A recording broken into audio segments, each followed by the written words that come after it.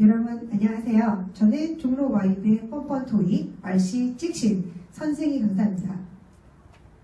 여러분들을 위해서 제가 이번에 기초문법 특강을 한번 마련해 보고 있는데요. 오늘은 그 첫 시간으로 가장 일반적이면서도 너무나 중요하고 너무나 기본이 되는 비동사에 대해서 제가 오늘 강의해 드리려고 합니다. 하지만 여러분, 저희 반 강좌 이름이 뻔뻔 토익인 만큼 아무리 기본이고 아무리 기초라 하더라도 모든 문법 내용이, 모든 수업 내용이 당연히 토익과 연관이 되어야 되겠죠. 그래서 비동사지만 뭐 이렇게 쉬운 걸 뭐 강의해 다 아니고요. 이 비동사를 이용해서 어떻게 토익 문제를 풀 것인가까지 여러분께 알려드리고자 합니다. 여러분, 제 강의의 특징은요, 자, 기본적인 문법 설명을 마치 그냥 영어 선생님처럼 편하게 여러분께 설명해 드리는 게 아니고요. 네, 그러면 사실 토익 강의는 아니겠죠. 네, 모든 토익이, 그러니까 모든 문법 내용이 당연히 토익과 연관을 지어서 어떻게 토익 문제를 풀 것인가, 또 그에 관련된 스킬을 제공하는 그런 강의라고 생각하시면 좋겠습니다. 그래서 비동사의 내용이지만 너무나 쉽고 기본적인 내용이지만 이 비동사를 바탕으로 어떻게 우리가 토익 문제를 풀 것인가, 네, 거기까지 한번 같이 이어서 가보도록 하겠습니다. 되셨나요? 네, 그러면 저와 함께 비동사 강의, 기본 강의 들으시고 그 비동사를 이용해서 어떻게 토익 문제를 풀 것인가 같이 한번 살펴보도록 하겠습니다. 네, 여러분, 첫 번째 비동사의 쓰임과 형태의 변화에 대해서 한번 같이 공부해 보도록 할게요. 자, 비동사는 언제 쓰는가 하는 겁니다. 네, 비동사는요, 주어의 이름이나 신분이나 성질, 그리고 상태를 나타낼 때 주로 쓴답니다. 네, 비동사는요, 영어의 동사 중에서 가장 으뜸이면서 가장 기본이거든요. 그래서 이 내용을 모르시면 안 되겠어요. 자, 그래서 일단은 굉장히 널리 쓰이고 있죠. 네, 그런데 비동사에서 주의하셔야 될 점이 뭐냐면 주어와 시제에 따라서 형태가 바뀐다는 게 굉장히 특이한 점이다라고 알고 계셔야 되겠습니다. 되셨나요? 네. 자, 그러면 비동사는 일단 쓰임이 어디 쓰는 거라고요? 이름, 신분, 성질, 상태 뭐 이런 식으로 좀 다양하게 쓰이면서 형태 변화도 다양하구나 라는 것까지 기호를 잡으셨다면 본격적으로 어떻게 다양하게 쓰이는가 같이 한번 구체적으로 살펴보도록 하겠습니다. 첫 번째, 우리가 인칭이라고 하는 거에 있어서 세 가지 인칭이 존재하는 거죠. 1인칭, 2인칭, 3인칭이 있습니다. 자, 1인칭은 당연히 1, 뭐겠어요? 나죠, 나. 네, 나와 관련된 걸 얘기합니다. 그래서 나는 I고요. 나는 또 단수의 개념이 되겠죠. 네, 그래서 얘가 지금 단수구나. 그런데 내가 포함되어 있는 복수는 뭘까요? 그렇죠. 바로 우리가 되겠습니다. 예, 우리는 뭐가 돼요? 너랑 나. 어쨌든 내가 들어있는 그와 내가 됐든 그녀와 내가 됐든 너와 내가 됐든 내가 들어있는 상태에서의 복수가 바로 we가 되는 거죠. 그러면 오른쪽에 있는 개념들은 복수 개념이구나 라고 생각하시면 되겠어요. 네. 그러면 2인칭은 뭐예요? 2인칭은요, 나 그 다음에 중요한 게 누구예요? 너겠죠. 상대방이겠죠. 네, 그래서 너는 you라고 표현합니다. 그런데 좀 재밌는 게 영어의 you는요, 너의 단수이기도 하지만 너희들 복수를 쓰기도 한답니다. 네, 그래서 you는 단수가 되기도 하고 복수가 되기도 하고요. 형태가 동일하구나 라는 거 알고 계시면 되겠어요. 네. 다음 3인칭입니다. 3인칭은 여러분 1인칭, 2인칭이 아닌 1인칭, 2인칭이 아닌 모든 것들을 얘기하는 거예요. 네, 즉 나와 너를 제외한 나머지 모든 것들이 바로 3인칭이구나 라고 알고 계시면 되겠습니다. 네, 그래서 그 남자는 he라고 하고요. 그녀는 she라고 하고요. 그들, 복수는 they라고 하죠. 네, 여러분, 그런데 그와 그녀는 사람이잖아요. 사물도 그것이라고 표현할 수 있겠죠? 뭐 그럴 때는 it으로 쓰면 되겠습니다. 되셨어요? 재밌는 건, 자, 그것들이라고 해서 it의 복수도 누구로 쓰냐면 they로 쓴다는 거죠.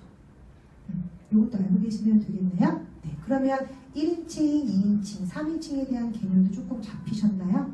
네, 이렇게 인칭의 개념이 잡히셔야만 인칭에 따라 변화하는 비동사를 공부하실 수 있으실 거예요. 그렇죠? 네, 그러면 인칭에 따라서 또 시제에 따라서 비동사는 과연 어떻게 변화할까요? 네, 그 변화의 형태를 지금부터 같이 보도록 하시겠습니다.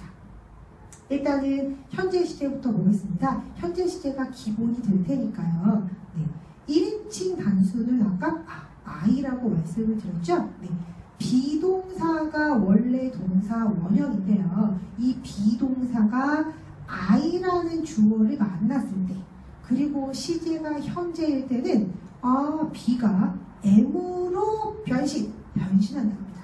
그래서 I am 이라고 하는 거죠. 이해되세요? 네. 자, 그러면 2인칭 주어를 만나면 어떻게 될까요? 자, 2인칭 주어는 U가 될 건데요. 자, U 다음에 비동사가 are, you are 이라고 변형을 한답니다. 되셨어요? 네. 자, 그 다음에 3인칭 단수요. 자, 3인칭 단수에는 he도 있고요. she도 있고요. 네, 그리고 물론 is를 쓰셔도 괜찮습니다. 네, 이렇게 3인칭 단수 들을 때는 비동사는 is를 씁니다. 되셨나요? 네, 지금 우리는 비동사의 현재 시제를 공부하고 계십니다. 잊지 마시고요. 자, 마지막으로 모든 복수, 나든 너든 그들이든 네, 모든 복수일 때는 비동사를 뭘 쓴대요? 를 쓴대요. 그쵸? 네, 그래서 현재 시제일 때의 비동사는 am, are, is로 변신을 하는구나 라는 걸 알고 계시면 되겠습니다. 여기까지 이해되세요? 네, 빠르진 않으시죠? 오케이. 자, 여기까지가 이해되셨으면 그러면 자, 인칭에 따른 과거 시제 변화를 같이 한번 보도록 하실게요. 네, 자, 이제 과거입니다. 여러분, 비동사가요, 현재 시제일 때는 am, are, is 이렇게 세 종류였었는데요. 얘가 시제가 과거로 바뀌면 두 종류로 줄어들어요. 네, 어떻게 쓰입니까? am의 과거는 was가 됩니다. 즉, am의 과거라고 했으니까 당연히 짝꿍은 I가 되겠죠? 그래서 I was가 되는 겁니다. 오케이. are. 자, I의 과거는요, were 이래요. were. 네. I의 과거라고 했으니까 당연히 짝꿍은 you가 되겠네요. 그쵸?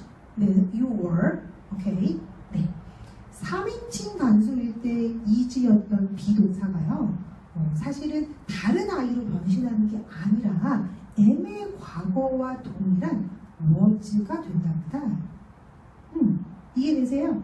이렇게 해서 비동사의 과거 시제는 was랑 were로 압축이 되는 거죠. 당연히 복수는 네, 원래 비동사 are를 썼으니까요. 복수일 때 과거는 당연히 were를 쓰겠습니다. 네, 이해되세요? 오케이. 자, 그러면 비동사의 형태가 어떻게 변신한다고요? 자, 원래 동사 원형이었던 비동사가요. 현재 시제와 만났을 때는 am, are, is로 변신을 하고요. 과거 시제일 때는 was, were 두 개로만 쓴답니다. 이해되셨나요? 네. 여기서 잠깐 제가 하나 더 짚고 넘어갈 게 있어요. 영어엔 여러분 동사가 시제에 따라서 변형을 하잖아요. 그래서 우리는 걔를 동사의 변형이라고 합니다. 그래서 보통 왜 여러분들 뭐 work, worked, worked 이런 식으로 동사가 동사 원형 혹은 현재 그리고 과거, PP 이런 형태로 변신한다는 걸 좀 들어보셨을 거예요. 맞죠? 네. 자, 그럼 여러분 비동사는요. 요 B가 동사 원형이 되는 거고요. 네. 현재 시제일 때는 am, are, is로 변신한다고 말씀드렸죠? 과거일 때는 was, were로 변신을 하고요. 자, 마지막입니다. PP라고 맨 마지막에 쓰는, 즉 수동태의 느낌을 갖고 있는 분사라는 아이가 있어요. 얘는 저랑 또 오프라인 강의에서 많이 공부하시게 될 건데요. 비동사의 pp는 been이에요. 아마 보신 적이 더러 있으시죠? 네. 그래서 동사 변형을 완벽하게 다 알아주셨으면 좋겠습니다. 자, 비동사는 뭐 사람의 이름이나 성질을 나타낼 때 쓰는 동사인데요. 우리 be를 동사 원형이라고 하고요. 현재 시제일 때는 시제에 따라서 am, are, is, 과거일 때는 시제에 따라서 was, were, 그 다음에 pp라는 아이가 있는데 pp는 been이구나.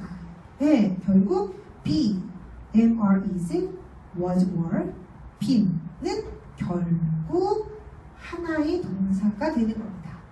이해되셨나요? 네. 자, 한국어에는 이렇게 다양한 동사의 변화가 있진 않아서 어쩌면 좀 초기에 공부하시는 분들은 약간 헷갈리실 수도 있으세요. 그래서 이거는 좀 정확하게 외워두시는 게 좋겠죠. 이해되셨어요? 네. 이해되셨으면 지금 빠르게 여러분들 눈으로 한번 문제 풀어보시겠습니까? 네. 정답은 뭐가 될까요?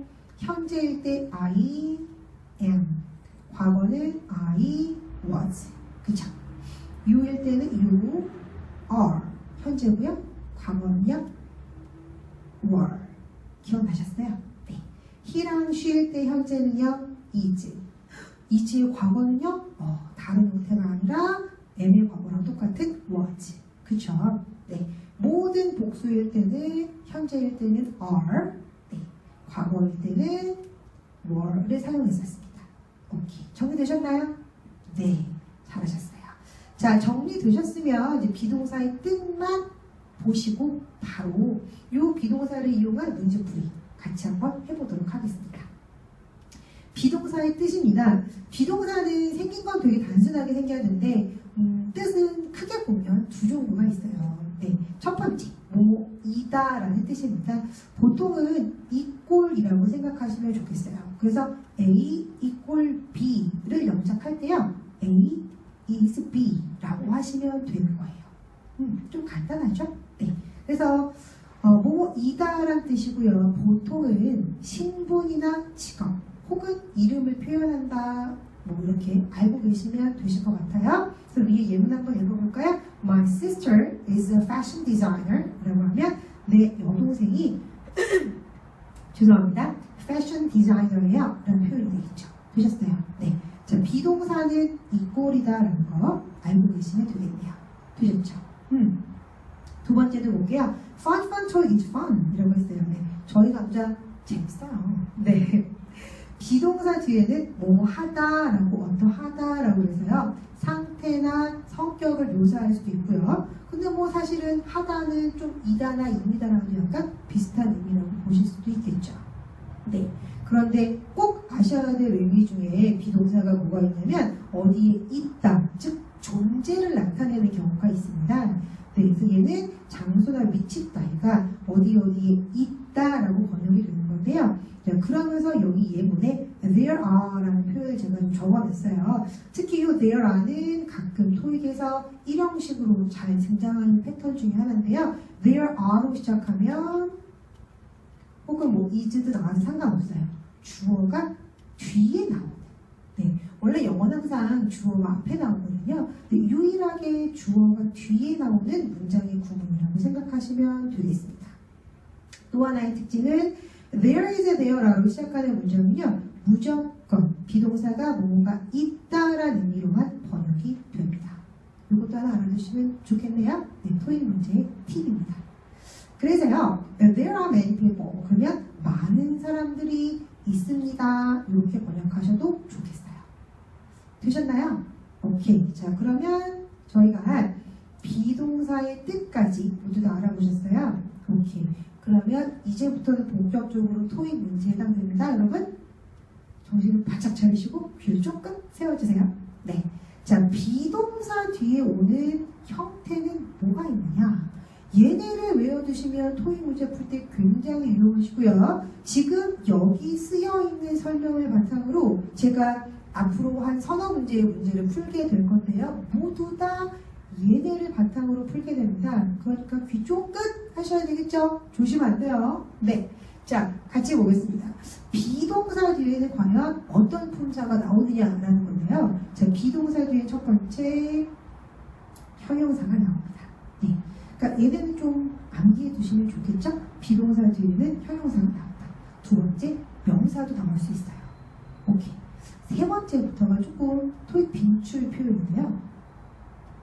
비동사 뒤에 ing가 나올 수 있어요. 근데 비동사 뒤에 ing가 나올 때의 특징은요, 반드시 뒤에 명사가 따라 나온답니다. 오케이? 네. 비동사 뒤에는 pp가 나올 수도 있는데요. 비동사 뒤에 pp가 나올 때는 뒤에 명사가 잘 안 나옵니다. 되셨나요? 오케이. 그리고 마지막으로 비동사 뒤에는 전치사 구도 나올 수 있답니다. 네, 여기까지는 여러분들이 좀 외워두시면 앞으로 수많은 토익 문제를 아주 간단하게 해결하실 수 있으실 거예요. 네, 제 말이 맞는가? 오른쪽에 있는 예문을 바탕으로 일단 한번 살펴보시고 그런 후에 얘네를 바탕으로 저와 함께 문제를 풀어보시죠. 네, 자, 첫 번째입니다. 비동사 뒤에요. very angry. 형용사가 나와 있는 형태 보이시죠? I'm very angry. 나 너무 화났어. 이런 표현이죠. 그쵸? 네. 두 번째입니다. She's a teacher. 비동사 뒤에 뭐 명사. 사실 얘는 I'm a boy, you are a girl. 이거부터 뭐 너무 많이 알고 계시지 않으세요? 그쵸? 그래서 비동사 뒤에 당연히 명사가 나옵니다. 그쵸? 네. 세 번째, 제가 좀 잘 나와요.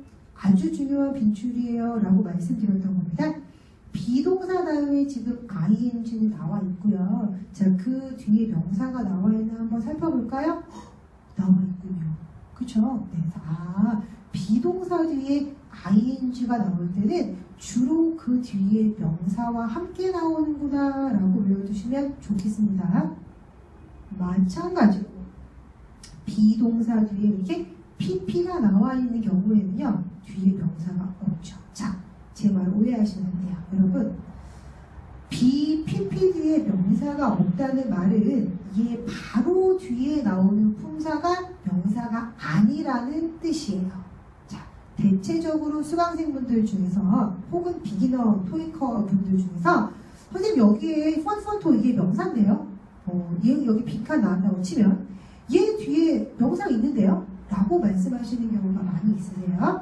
여러분, 제가 빈칸 뒤에 명사가 있어요, 없어요 라고 말씀드리는 건 여기를 빈칸이라 가정했을 때 바로 뒤에 오는 단어가 명사냐 아니냐 하는 점입니다.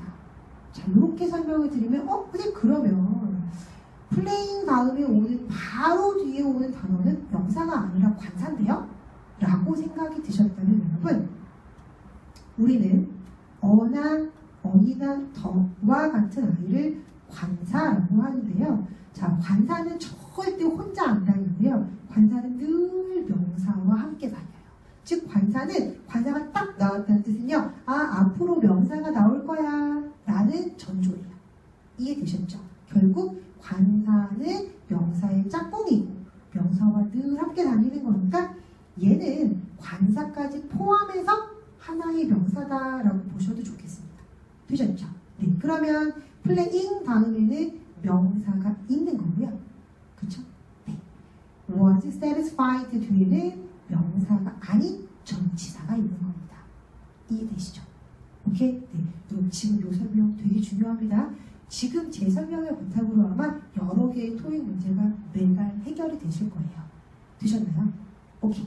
마지막으로 조금 어렵긴 하지만 비동사 뒤에 전치사구가 나올 수도 있고요. 얘는 간단하게 해석해드리고 넘어갈게요. They are off duty. 자, off duty라는 표현은요. off duty는 비번. 그러니까 즉 오늘 근무가 없다는 뜻이에요. 비번의. 그래서 그들은 오늘 근무가 없어요. 근무난이 아니에요. 라는 뜻이 되겠습니다. 여기까지 되셨나요? 오케이. 자, 조금 빠른 듯하게 제가 정리해 봤는데 이 내용들을 머릿속에 탑재해 두시고요. 자, 그러면 본격적으로 문제를 같이 풀어보시죠. 여러분, 열심히 문법 공부하면 뭐예요? 문제가 안 풀리는데, 그쵸? 문제의 스킬을 적용하실 수 있으셔야 합니다. 첫 번째 문제입니다. 자, 빈이 나왔군요. 아까 제가 빈에 대해서 말씀을 드렸었죠. 빈은 비동사의 pp입니다. 결국 비동사란 뜻이죠. 맞죠?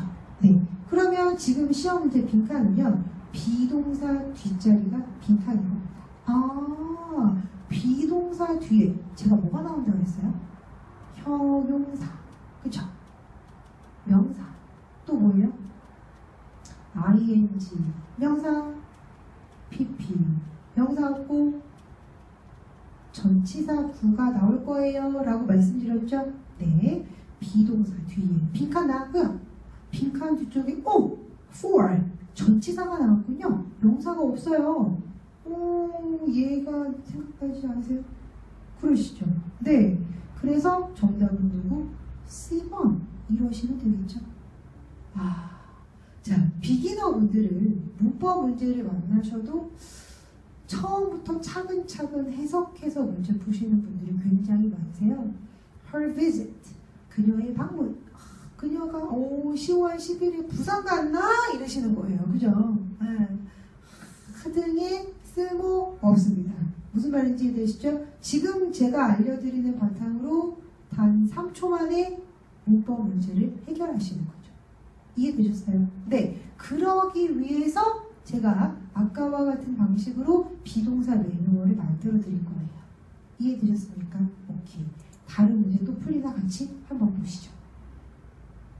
두 번째 문제입니다. 자, 두 번째 문제.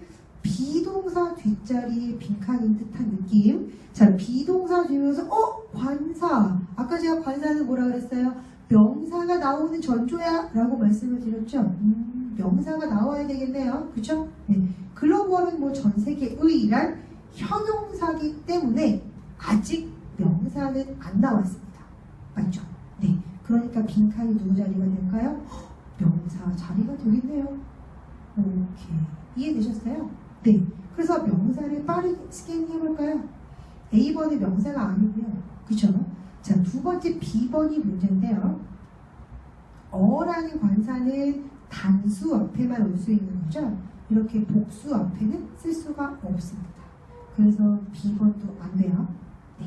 C번하고 D번이 나왔는데 여러분 제가 비동사, ing, 그리고 명사예요. 이런 패턴을 말씀을 드렸죠. 네. 이게는 비동사 바로 뒤에 빈칸도 아니고 빈칸 뒤쪽에 컴마는 문장이 끊어진다는 뜻이라서 빈칸 뒤쪽에 명사가 있지도 않아요. 제 말이 맞죠? 네. 그래서 D번도 안 된다는 말이죠. 보나마나 정답은 C번이겠네요. 이해되셨나요? 네. 여기서 supplier 하나 보고 갈게요. 공급자라고 하셔도 되고요.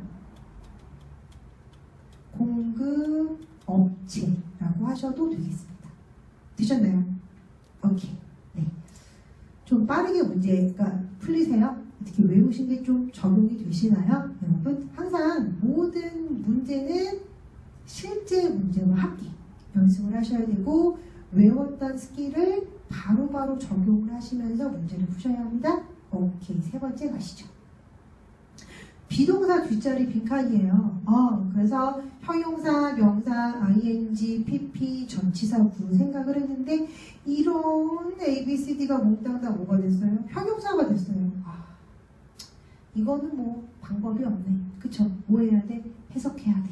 라고 생각하시는 분들이 계실 겁니다.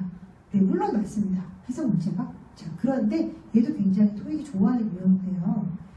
특정 형용사들은요. 뒤에 데리고 다니는 짝꿍 전치사가 따로 있는 애들이 좀 있어요. 네, 얘 역시나 오프라인 강의에서 제가 설명을 좀 해드릴 건데요. 우리 일단 여기 시험에 나왔었던 예제 문제들을 같이 좀 살펴보시고 가겠습니다. 다 쓸 필요가 없으니까 얘는 좀 지운 다음에 바로 연결해 드릴게요. 앞에 비동사가 일단 치고 어차피 있으니까요. responsible 다음에 for 이 등장을 하면 무엇을 책임지다 라는 뜻이에요. 무엇을 책임지고 있다. 네.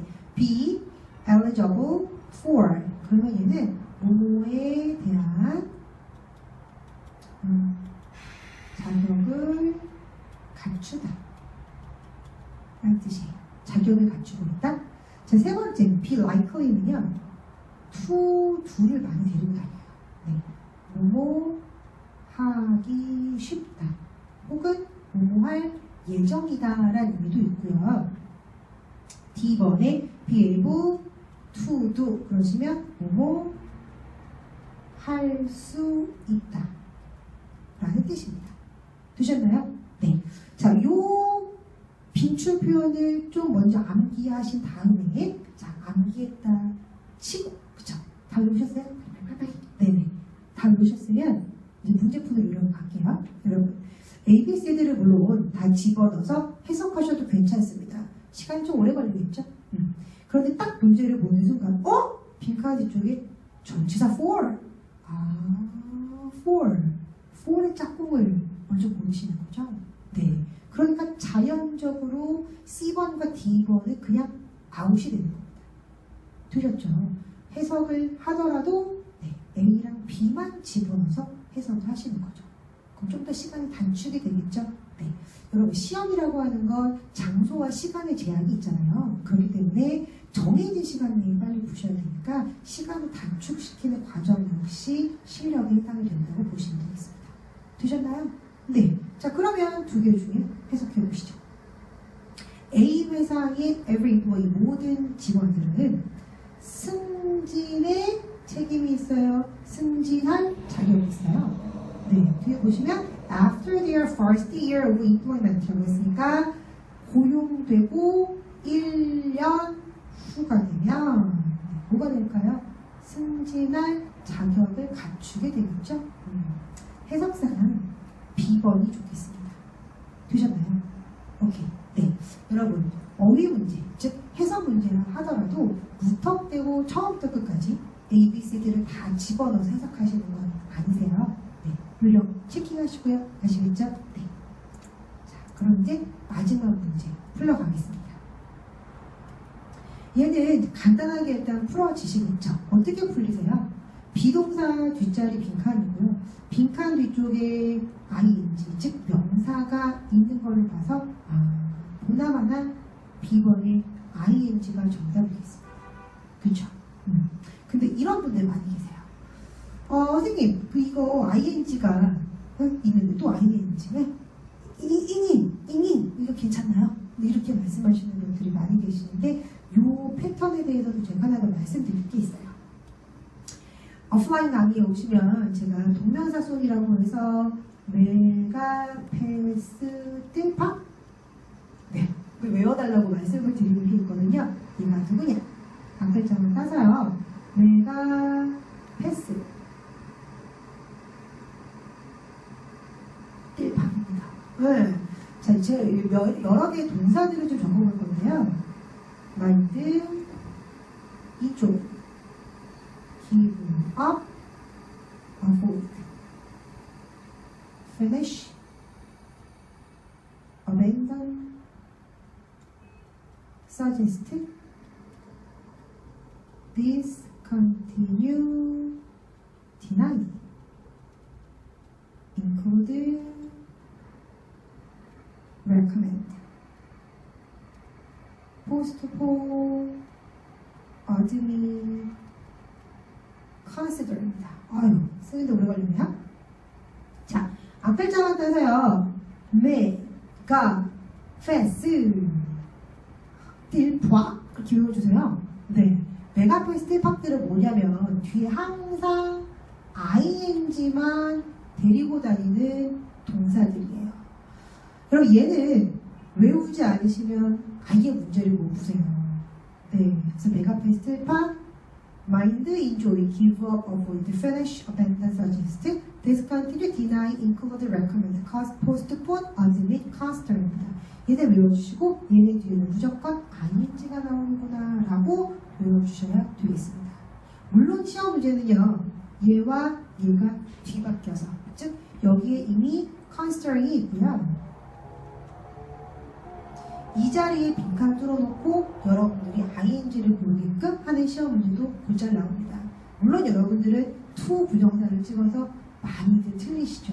이해되시죠? 네. 그래서 시험에 잘 나오는 패턴들을 좀 암기하시고 암기가 잘 안 되면 제가 노래도 만들었어요. 네네. 오프라인 강의 오신 노래를 들려드릴게요. 그 노래와 함께 네, 공부하시면 좀 더 빠르고 쉽고 재밌게 토익이 해결되지 않을까라는 생각입니다. 되셨나요? 네, 이렇게 해서 저의 기초 문법 강의 비동사 편을 마무리하게 되었습니다.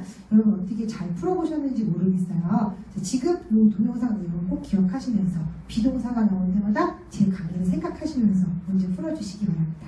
네, 다음번 강의 또 찾아뵙도록 하겠습니다. 수고 많으셨습니다.